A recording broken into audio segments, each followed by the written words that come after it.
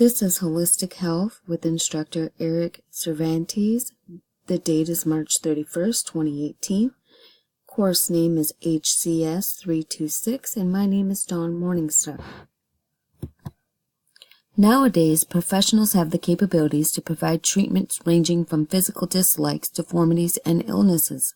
They provide the ability to dissect one mind and provide solutions for coping with daily life emotions. It is true that traditional medical fields that we all are familiar with does have access to vast artillery of education, treatment methods, and solutions for just about anything. With that being said, it may come as a shock to many that there are countless people who are choosing to forego treatment from conventional medicine and are choosing to experience and embrace holistic health. Each person's reasoning for choosing alternative health is different. However, there are many who are choosing alternative medical treatments largely due to the fact that many remedies available by medical practitioners these days are synthetic. Not only that, oftentimes the treatments have been known to create additional symptoms that require more treatment. This means taking more medications and suffering from yet another condition that could have potentially been avoided in the first place. The term of holism is relatively modern. However, the ideas of holism and vitalism have been in existence since the beginning of civilization. The only thing people of ancient civilization could depend on was what nature provided for them. The idea of holism is that in order to treat any physical or mental symptoms, one must consider that there are complete and separate parts that make up a whole. The example of this is as humans we consist of a mind, a body, and a spirit. One cannot be without the other. They all work together rather than independently. They are interposed and each one can have effect on the other. For a person to truly take care of themselves, or in order to take care of a person, we must take care of all three aspects of oneself. This is the only way to obtain optimal health. Vitalism is the belief that the body has its own life force. Frederick Wöhler's 1826 experiment debuted a magnificent discovery when he created urea out of two inorganic substances. Unfortunately, his amazing scientific feat was considered evidence to disprove the vitality of vitalism. In Wöhler's day, scientists mocked the idea of vitalism as it went against everything they believed in. The spirit is not considered a tangible thing that can be fixed. It was tangible things that could be worked out to find a solution. The weather being gloomy, affecting the energy of a person, was simply unheard of.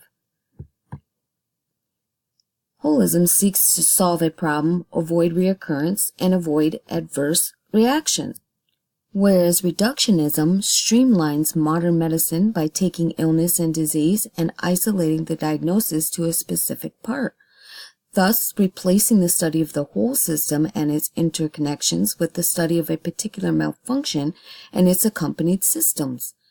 Christian Smuts coined the phrase holism in 1925. It was a deceptive term that blanketed the belief that the whole of a body is essential to its study, diagnosis, or curing. Holism will isolate the symptoms and will look for an underlying cause, then can be treated by taking care of the person as a whole, by using treatments that are naturally applicable and will benefit the person's entirety. Reductionism focuses on the isolation of the cause. However, this approach takes little or no concern as to what sort of stressors could have possibly caused a source of discomfort to develop and does not take into account interactions between parts of the system, which can create potential adverse reactions when applying treatment. Using a holistic approach to determine the root of my depression caused me to realize I had to focus on my internal dialogue, balance, and my external environment. In doing so, I am using preventative measures to keep it from coming back.